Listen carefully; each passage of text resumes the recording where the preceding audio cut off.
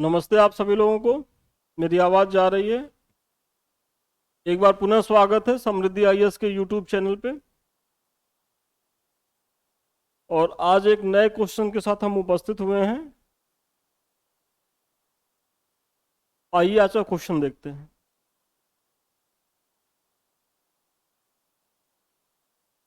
देखिए, आज का हमारा प्रश्न है, उत्तर प्रदेश के विकास में गैर सरकारी संगठन एनजीओ की भूमिका का आलोचनात्मक परीक्षण करिए।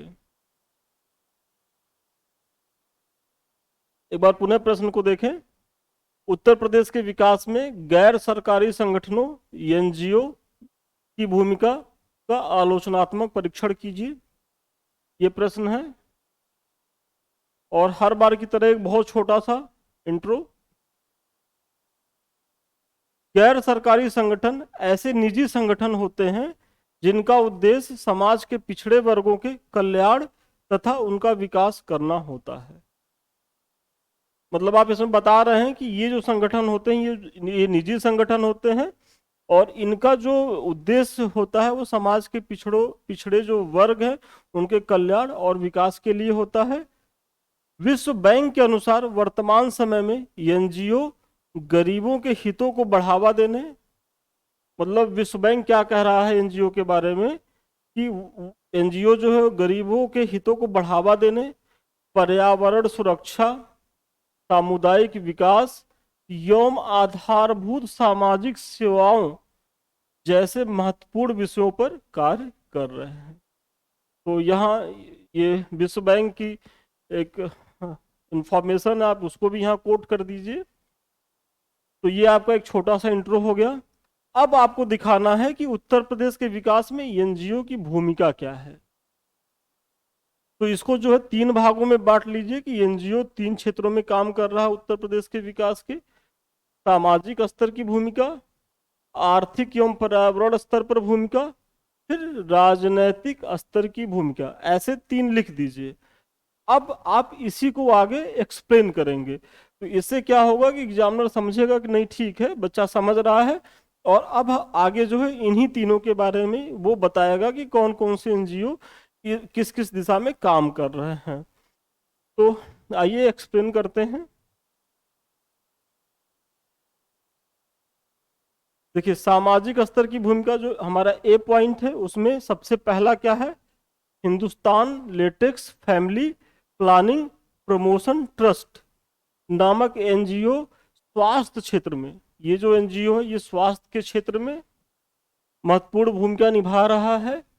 यह प्राथमिक स्वास्थ्य, देखिए स्वास्थ्य में भी प्राथमिक स्वास्थ्य एवं एचआईवी जैसी बीमारियों के रोकथाम के लिए समर्पित है। तो जो सबसे पहला एनजीओ है वो आप Hindustan latex family planning promotion trust की बात कर देंगे। फिर जो दूसरा है फूड फॉर लाइफ वृंदावन,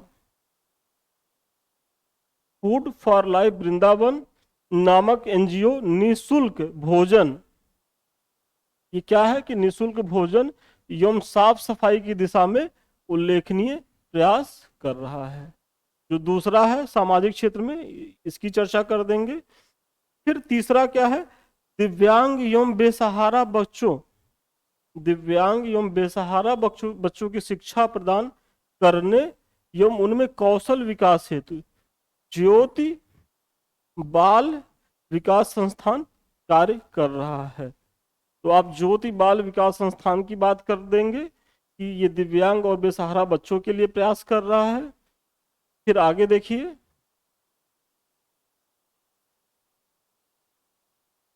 महिलाओं के विकास एवं सशक्तिकरण के लिए कुटुंब समाजोत्थान एवं पुनर्वास संस्थान कार्यरत है, जिसके द्वारा महिलाओं के पुनर्वास, स्वावलंबन तथा उनमें आत्मसम्मान की भावना को बढ़ाया जा रहा है। मतलब महिलाओं के लिए ये काम कर रहा है, कौन काम कर रहा है, कुटुंब समाजोत्थान एवं पुनर्वास संस्थान, ये भी एक एनजीओ है, इसका आप उल्लेख करेंगे। फिर जो है रामकृष्ण मिशन की चर्चा करिए। यह प्रदेश के स्कूलों, मलिन बस्तियों और गांव में स्वास्थ्य समस्याओं पर शिक्षा कार्यक्रमों का संचालन कर रहा है। ये जो रामकृष्ण मिशन है वो क्या कर रहा है, तो प्रदेश के स्कूलों, मलिन बस्तियों और गांव में स्वास्थ्य समस्याओं पर शिक्षा कार्यक्रमों का संचालन कर रहा है, तो आप उसका उल्लेख कर दें। और एक जो बहुत ही महत्वपूर्ण है, दृष्टि नामक एनजीओ जो चित्रकूट जिले में कार्यरत है, जो दृष्टि बाधित लोगों के लिए कार्य कर रहा है, जो ब्लाइंड लोग हैं उनके उत्थान के लिए ये प्रयास कर रहा है कि भाई उनको जो है उनके लिए कुछ बेहतर किया जाए। तो ये जो दृष्टि है उसका उसकी चर्चा कर देंगे। तो जो सामाजिक क्षेत्र है, जो सामाजिक क्षेत्र से संबंधित एनजीओ हैं, आपने उनके बारे में चर्चा कर ली। अब जो है अगला देखिए, आर्थिक एवं पर्यावरण से संबंधित जो एनजीओ हैं बी में, क्योंकि हमने 3 पार्ट में बांटा है, ए बी सी। तो अब बी में कौन है, आर्थिक एवं पर्यावरण से संबंधित। तो इसमें जो सबसे पहला है श्रमिक भारती। यह कानपुर एवं आसपास के क्षेत्रों में कार्यरत है, जो कौशल विकास एवं आजीविका के स्रोतों को उपलब्ध कराने एवं महिलाओं और बच्चों की स्वास्थ्य सुरक्षा के लिए उल्लेखनीय कार्य कर रहा है। देखिए जो श्रमिक भारती है वो कहाँ प्रभावी है, तो जो कानपुर का जो क्षेत्र है, कानपुर के आसपास का, जैसे उन्नाव हुआ, सीतापुर हुआ, कानपुर हुआ, तो वहाँ ये प्रभावी है।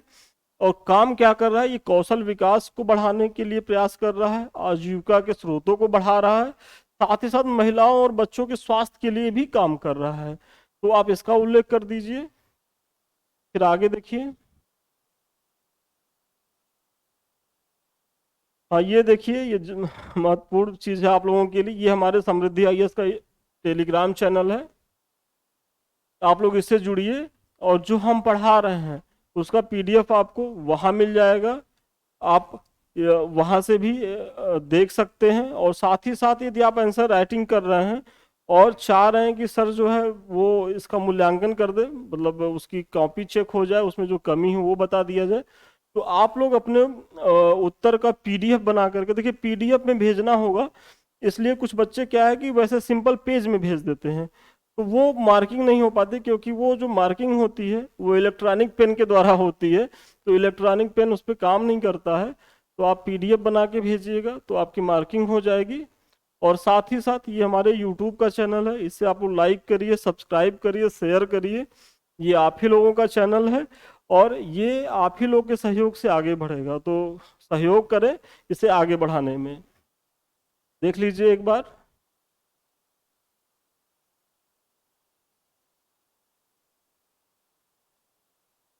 फिर देखिए, अभिनव नामक एनजीओ जो है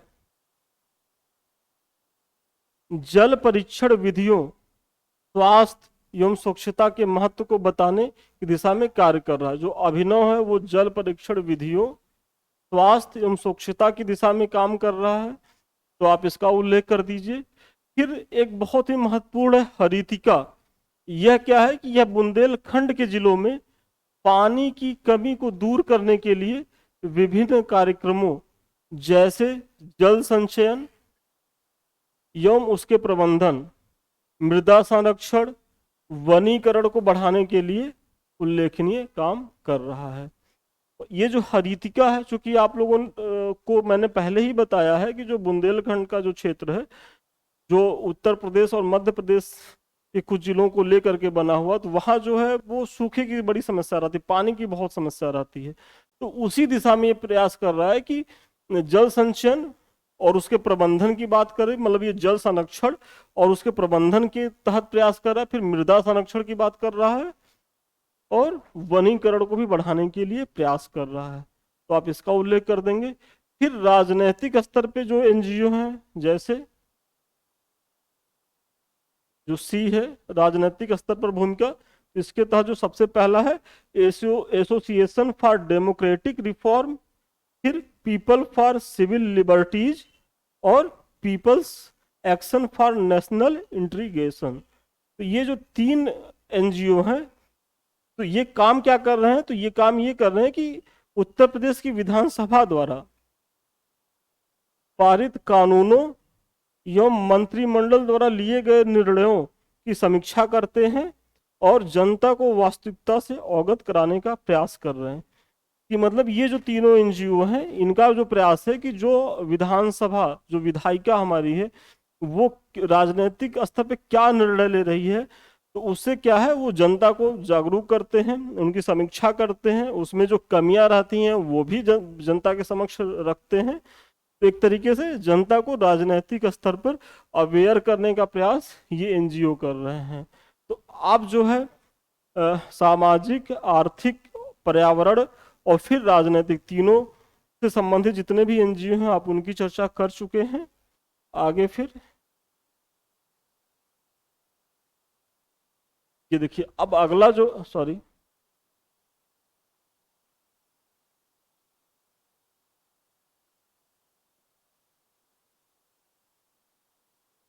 एनजीओ की नकारात्मक भूमिका। देखिए, जो प्रश्न में कहा गया है कि इनका जो है आलोचनात्मक परीक्षण करना है, तो आप तो अभी सब पॉजिटिव पॉजिटिव बता दिए कि एनजीओ क्या क्या कर रहा है, लेकिन ऐसा नहीं है कि यहाँ केवल सब वाइट वाइट है, इनका कुछ ब्लैक पक्ष भी है। और वो प्रश्न में कहा भी जा रहा है कि आपको बताना भी है, और इसका मुख्य परीक्षा में बहुत विशेष ध्यान रखिएगा कि आलोचनात्मक कह रहा है कि केवल चर्चा करने के लिए कह रहा है। तो जो पुछल्ले शब्द होते हैं उनको जो है बहुत ध्यान से पढ़िएगा, क्योंकि वो जो है आपके प्रश्न की दिशा बदल देते हैं। जो उत्तर लिखना है कुछ, आप अगर ध्यान से नहीं पढ़ेंगे तो लिख करके कुछ आ जाएंगे। तो अगर आप जो है अब इसकी नकारात्मक भूमिका को यहाँ नहीं बताएंगे तो विश्वास मानिए कि अगर ये 12 नंबर का क्वेश्चन होगा, चूंकि लंबा क्वेश्चन है, तो 12 में आपको क्या करेगा एग्जामिनर कि आपको हार्डली ये 4 नंबर दे करके छोड़ देगा। लेकिन आप अगर इतना ही दिखा देंगे तो आपका ये जो है वो 7.5-8 नंबर तक आराम से चला जाएगा। इतना इतना इफेक्ट पड़ेगा। तो इसलिए प्रश्न को बहुत ध्यान से पढ़ना है। प्रश्न में जितने डायमेंशंस हैं सारे डायमेंशंस को कवर करना है। कोई डायमेंशन यदि छूट रहा है तो आपकी मार्किंग वहां कम हो जाएगी, आपको नंबर कम मिलेगा। तो ठीक है, आइए इसकी नकारात्मक भूमिका को देख लेते हैं। सबसे पहले, समाज सेवा के बजाय स्वहित के लिए कार्य करना। मतलब कहा तो यही जाता है कि जो एनजीओ का गठन है वो समाज सेवा के तहत किया जा रहा है, लेकिन आज जो है वो एनजीओ जो है एक तरीके से स्टेटस का वो हो गया कि भाई हमारा एनजीओ चल रहा है, और उसमें अपने ब्लैक धन को तो छिपाया ही जा रहा है, और भी ब्लैक फंडिंग जो भी है, मनी लॉन्ड्रिंग को बढ़ावा मिलता है इससे। इस तो एक तरीके से कहीं न कहीं ये जो है स्वहित को बढ़ाने में कर रहा है। फिर वही अगला जो पॉइंट है, मनी लॉन्ड्रिंग का प्रमुख केंद्र बनते जा रहा है, और अनुदान प्राप्त करने के लिए गलत तथ्यों का प्रयोग। देखिए, ये जो एनजीओ हैं इन्हें सरकारें भी बहुत अनुदान देती हैं, बड़ी बड़ी संस्थाएं अनुदान देती हैं, जैसे वर्ल्ड बैंक है, आईएमएफ है, वो भी सब देती हैं, अंतर्राष्ट्रीय संस्थाएं। तो ये एनजीओ क्या है कि वो अपने डाटा को हेर फेर करके दिखाते हैं, मतलब वहां भी घपलेबाजी कर रहे हैं। तो एक समस्या ये भी है इनके अंदर। और फिर अगला क्या है कि इनके अंदर पारदर्शिता एवं जवाबदेहिता का नहीं होना। मतलब क्या है कि यह जो एनजीओ है ये व्यक्ति विशेष के बनते जा रहे हैं, और यहाँ जो है ना तो कोई पारदर्शिता है, ना तो किसी काम के लिए इनकी जवाबदेहिता है। मतलब कहीं ना कहीं जो है वो कानून इतना सक्रिय नहीं है कि इनको उस दायरे में ला सके, और फिर विदेशों से फंड प्राप्त कर उनके हितों के लिए कार्य करना, सरकार पर अनैतिक दबाव बनाना आदि। जैसे कुछ एनजीओ हैं, आप देखते होंगे गृह मंत्रालय, जैसा भी हाल ही में कुछ साल पहले चर्चा में था, एक ग्रीन पीस नामक एनजीओ जो पर्यावरण को लेकर के बहुत काम करता था, फिर और भी चीजों को लेकर उसका था, मतलब तो मानवाधिकार को लेकर के था। तो वो सब चीजें थी कि वो सब क्या करते हैं कि विदेशों से उनको फंड मिलता है, और वो सरकार के अगेंस्ट एक माहौल बनाने का प्रयास करते हैं। तो ये एनजीओ में बहुत ज़्यादा देखा जा रहा है कि वो सरकार पर एक नकारात्मक दबाव बनाते हैं, सरकार की नीतियों को प्रभावित करने का प्रयास कर रहे हैं। किसके लिए? तो स्वहित के लिए, और उस देश के लिए जहां से ये फंड पा रहे हैं। तो मतलब भारत में रह करके दूसरे देश के एजेंडा को लागू करने का प्रयास यहाँ किया जा रहा है, तो ये इसकी नकारात्मक चीज़ों में जाएगी। फिर आपको एक छोटा सा निष्कर्ष देना है कि अतः इसकी नियमित समीक्षा होनी चाहिए, और इसमें पारदर्शिता एवं जवाबदेहिता भी बढ़ाने की आवश्यकता है। मतलब ऐसा नहीं है कि अब इतनी कमियां तो एनजीओ को बंद कर दिया जाए, क्योंकि देखिए कोई भी व्यवस्था है तो उसमें अगर 100 अच्छाइयां हैं तो नो डाउट 10-20 कमियां होंगी ही होंगी। तो ऐसा नहीं है कि हम 10-20 कमियों की वजह से 100 अच्छाइयों को छोड़ दें। हमको वही प्रयास करना है कि जो 10-20 कमियां हैं इनको दूर कर लिया जाए। तो आप निष्कर्ष में एक संतुलन बना के लिखिए कि इसमें जो पारदर्शिता है एवं जवाबदेहिता को बढ़ाने की जरूरत है, वो कैसे बढ़ेगी। तो इनकी नियमित समीक्षा, मतलब इन एक ऐसी बॉडी बनाई जाए जो इनकी नियमित समीक्षा करे, जिससे यह बिना पथ से भटके, भाई इनका पथ क्या है? तो इनका पथ वही है कि यदि ये शिक्षा के क्षेत्र में काम कर रहे हैं तो शिक्षा का समावेशी विकास करना, हेल्थ के क्षेत्र में काम कर रहे हैं या गरीबों के उत्थान के लिए काम कर रहे हैं, तो वो अपने जो इनका जो कर्तव्य, इनका जो गोल है, उसकी दिशा में ये आगे बढ़े और अपने उद्देश्यों को पूरा कर सके। तो ये कब होगा? कि जब इनकी मॉनिटरिंग करी जाएगी, इनकी गतिविधियों पर नजर रखने की जरूरत है, और बाकी जो अनुदान प्राप्त हो रहे हैं उनकी भी समीक्षा होनी चाहिए। और अगर कुछ ऐसी ऐसी गतिविधियों में ये पाए जाते हैं तो इन पे अनुशासनात्मक कार्रवाई भी होनी चाहिए, मतलब कठोर कार्रवाई, ताकि और जो एनजीओ हैं उनके लिए भी एक सीख का काम करे। तो ये आपकी नकारात्मक भूमिका को दिखाते हुए एक संतुलित निष्कर्ष देना है। तो आज का जो प्रश्न है उसका उत्तर यहीं तक था, जो एनजीओ से संबंधित था। और एनजीओ से कोई भी प्रश्न आएगा तो ये यहाँ से आप करने की दिशा में मतलब कर ही लेंगे, मुझे पूरी उम्मीद है, क्योंकि यहाँ मैंने सारे एनजीओ के बारे में बता दिया, जो सामाजिक क्षेत्र में कौन से कार्यरत हैं, आर्थिक पर्यावरण के क्षेत्र में कौन से कार्यरत हैं, उत्तर प्रदेश के संबंधित विशेषतः, या राजनीतिक क्षेत्र में कौन काम कर रहे हैं, फिर उनकी सीमाएं क्या हैं, फिर एक सकारात्मक निष्कर्ष। तो आइए आगे फिर एक और सूचना देख लीजिए आप लोग। देखिए ये हमारा पिछला प्रश्न है कि उत्तर प्रदेश की शिक्षा प्रणाली में व्याप्त खामियों का उल्लेख करते हुए इसके सुदृढ़ीकरण के लिए क्या प्रयास किए जा रहे हैं, चर्चा करिए। यदि आप लोगों ने इस प्रश्न को नहीं देखा होगा देख लीजिए, क्योंकि जो शिक्षा व्यवस्था है उत्तर प्रदेश की वो आपका सीधे सीधे टॉपिक है, और ये महत्वपूर्ण प्रश्न, यहाँ से महत्वपूर्ण प्रश्न बन सकते हैं, आ सकते हैं। तो ये महत्वपूर्ण टॉपिक है, तो आप लोग जरूर देखें यदि नहीं देखे हैं तो। ठीक है, आज के लिए इतना ही। फिर जल्दी ही नए प्रश्न के साथ आप लोगों के समक्ष पुनः उपस्थित होंगे। धन्यवाद।